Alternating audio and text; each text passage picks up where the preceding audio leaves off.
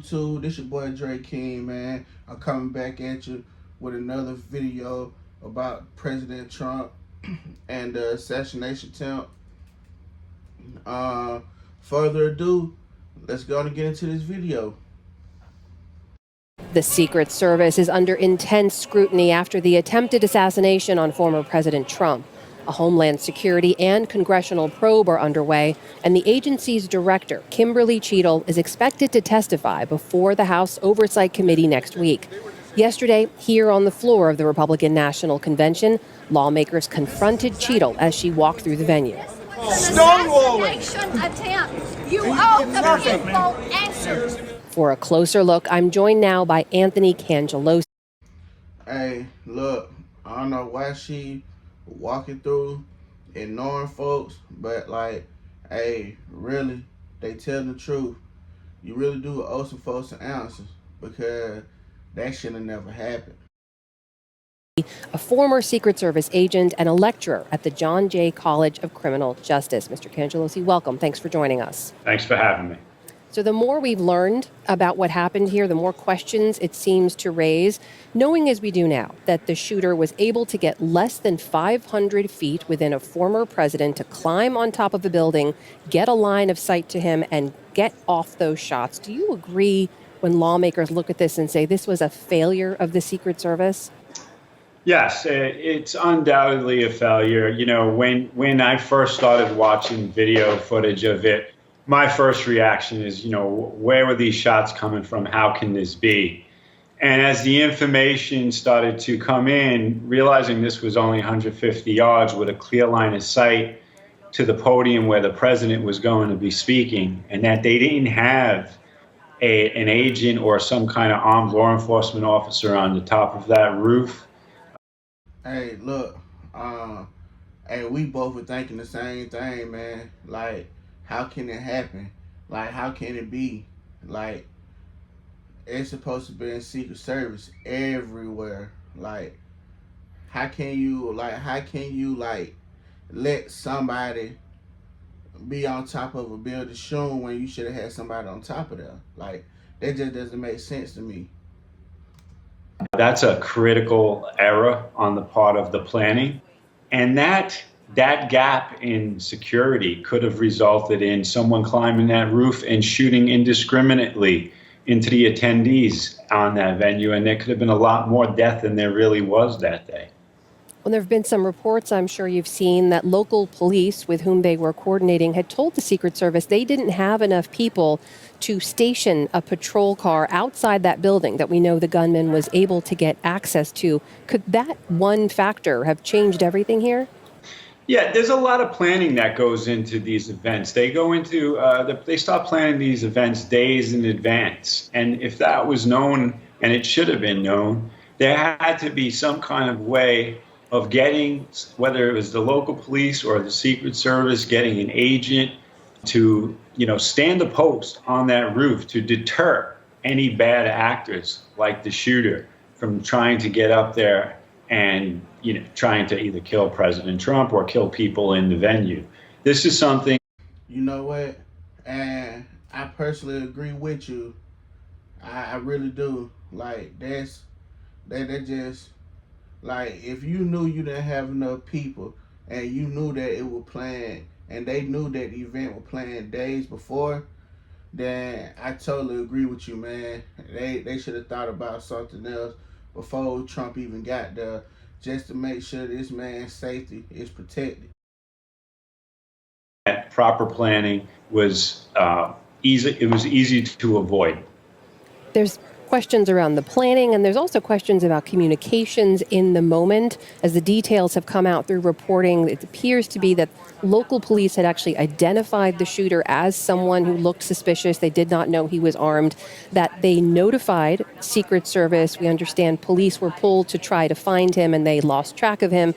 And in that time, just 8 minutes after President Trump took the stage, the gunman began to fire those shots. If that timeline is proven to be correct, what should have been happening in there that didn't? Yeah, there are a lot of questions. Like you said, if that timeline proves to be correct, you know, was communication crisp to the Secret Service command post? what actions were actually taken. Secret Service can sometimes send a PI team, a protective intelligence team out there to interview the suspect, or a counter surveillance unit team to interview the suspect. Again, I don't know where everyone was positioned on that day. The other thing is a police officer who's out there could approach him as well. My question is, well, why didn't the police officer that saw him approach him and question him if he really thought he was suspicious? Again, I agree with you, man. I really do. Like, man, it just don't make no sense. Like, how can you? I don't know, man. To me, it's just crazy, man. I just don't. It's a lot I want to say, but I know I can't say it. But man, it's just so much going on. Like, how did this man even get through and get up on the roof like that? Like, it just doesn't make sense to me. On that point, and to clarify here, when there is this kind of coordination between Secret Service and local police, as we understand does happen, where does the accountability end up? Is it Secret Service's responsibility to make sure local police are doing what they're supposed to? Look, as part of the planning stages, the Secret Service is coordinating with the local police department, and communication is always a critical aspect of that pre-planning stage. You got to try to get everybody on the same sheet so as what their duties and responsibilities are. Ultimately, it lies with the Secret Service, the protection of the president, former president, the venue itself. They're ultimately responsible. But it is true that because of manpower issues, the local police department generally secures the outer perimeter of the venue. So as we mentioned, the Secret Service director is expected to testify on Capitol Hill next week. What questions do you think she needs to answer in that testimony? Yeah. I think she need to answer why wasn't enough police there. Why wasn't they was informed? Because if they was properly informed, then they could have got through certain things. It's a lot of questions that she gonna have to answer. It's a lot of questions that people have to ask so she can really answer them, because some of this it just doesn't make sense. Like, I'm sitting up here, and as I'm looking at it, I'm like, wow, like this is ridiculous. Like, is y'all trying to have another John F. K? Or like what? Like, what is it that y'all don't like about Trump that got y'all want to kill him? I'm thinking about that. One of the questions I would ask is, who's the highest official in the United States Secret Service that approved that site survey plan, and why did they approve the plan without someone positioned on the top of that roof? It seems evident to everybody. I don't think you're going to find another retired Secret Service agent who doesn't think that was a critical flaw in the plan. That is Anthony Cangelosi, former Secret Service agent, lecturer at the John Jay College of Criminal Justice. Mr. Cangelosi, thank you. Good to speak with you. Thank you. You have a good evening.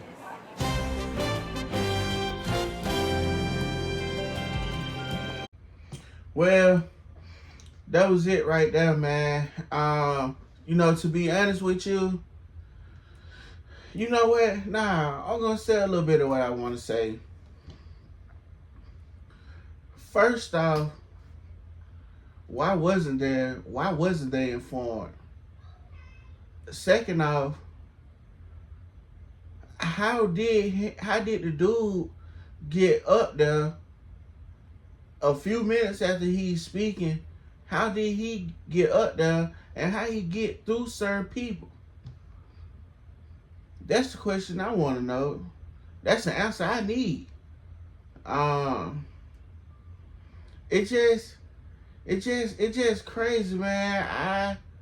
I just don't see certain things like going on like that. Like, and again, not trying to sound like a tape recorder or anything, but what had this man done for y'all to want to kill him?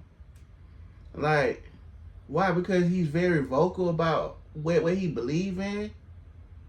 Like y'all already tried to put the police on him in a beginning. You know, like trying to put charges on him that shouldn't even stick. But like, and I'm not saying he the best, but in my opinion, I think he's better than Biden. I mean, that's just in my opinion. Not bashing nobody or anything, you know. But come on, y'all. Like, if you're not black, then you're not black if you don't vote for me. Like, what is that to say? Like, why would you even say that? Being black or white ain't got nothing to do with votes. Like, why would you say that? You know, like, and then to be honest with you, you say that, but what have you done for the black community? What have you done, Biden, for the black community? You have done nothing. Nothing that I can think of. But you telling folks, you're not black if you don't vote for me. Man, I'm done with that, man.